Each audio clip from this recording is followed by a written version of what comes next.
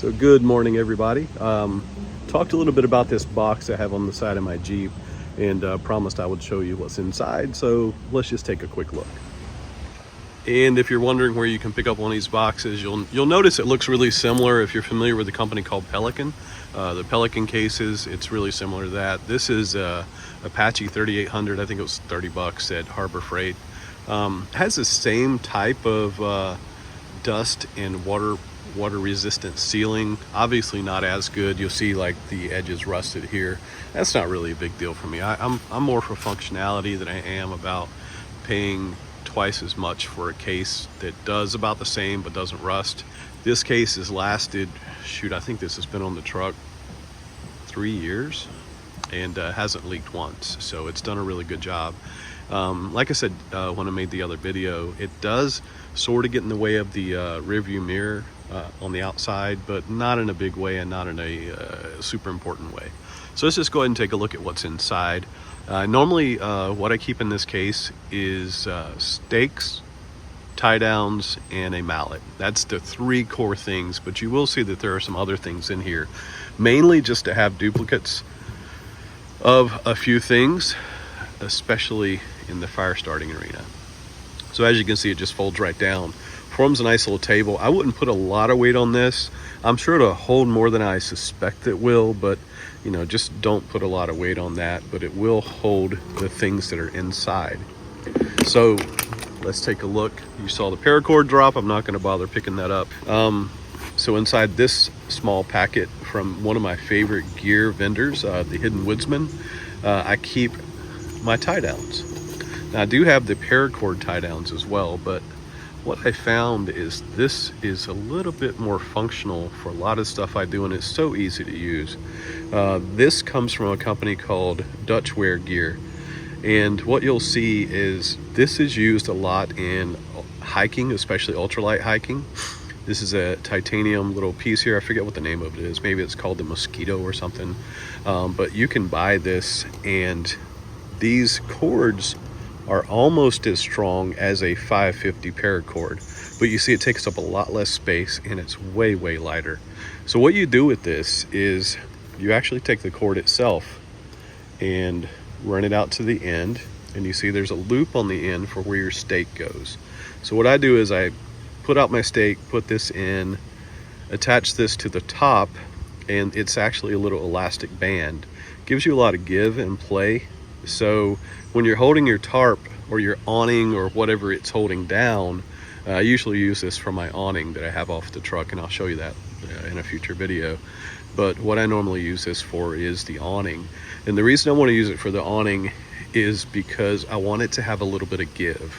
I don't want it to be so attached to the ground that it's going to rip or tear or cause any damage if a gust of wind or something happens, and that happens a lot when you're out hiking.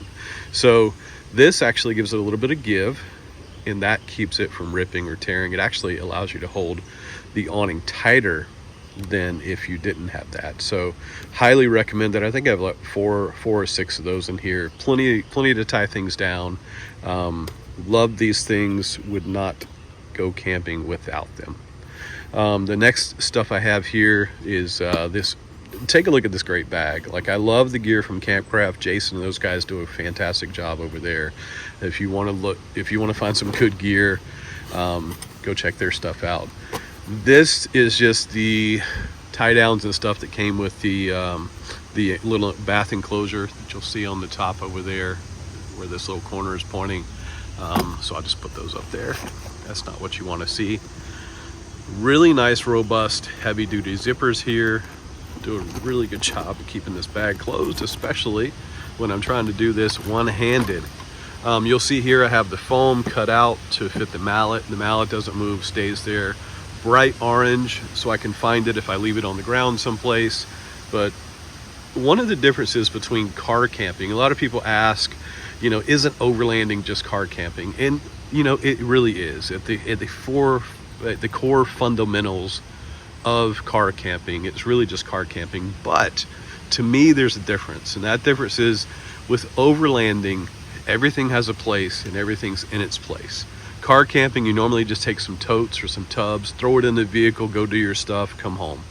With overlanding, especially, again, the way that I use my vehicle, I use it for daily use as well, but mostly I use it for adventures. I use it to go places that most people would normally go, generally very far off pavement. So with overlanding, everything is built with purpose. Again, we talked about these mounts, and that's where I put my tent. The tent bag is really, really big, and this is actually where the tent goes. Everything in my vehicle has a place. And I think that's the core differentiator between car camping and overlanding, is everything in the vehicle has a place. Speaking of places, I told you 3 core things in this box: mallet, tie downs, and stakes. And this bag right here is primarily what holds my stakes. Not the kind of steaks I eat, although I am getting hungry for lunch, so that will have to be on the menu very soon. So what you're looking at here is a creation from my friends over at Sarcraft. I'm actually helping Sarcraft while Alex is deployed right now. And this is a fat wood, jute twine, ranger band, and a little piece of fire cord, which has the center here that's actually flammable, so you can actually use it for fire. You say have 2 of those in the bag, and there's several that I built all around. Now, the different kind of stakes, I have 3 different kind of stakes in here. I have, and it depends on what terrain I'm in, which one I use. These are generally for rocky terrain. These I usually more in the grass. And then these, my son actually bought me several years ago. And they have a little AAA battery in there. They need new batteries. They're dead, but you can put these around your tent and have a little tiny light so you don't trip over your cords at night. Also in this bag, again, I like to have multiple things. So stakes, tie downs, mallet, a couple of fire starters in there. In this case, keeps everything nice and dry. There's a citronella candle in there in case I need it.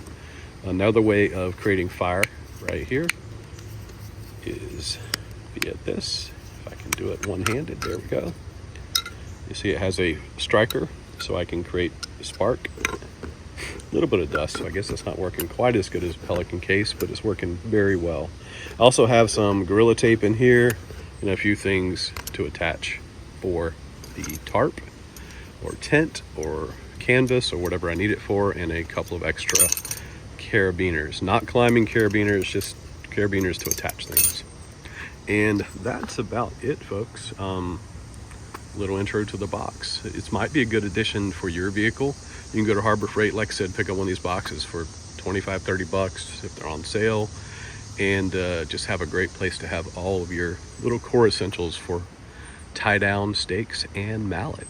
All right, I hope you enjoyed this, and just remember, life begins where pavement ends, and I'll see you next time.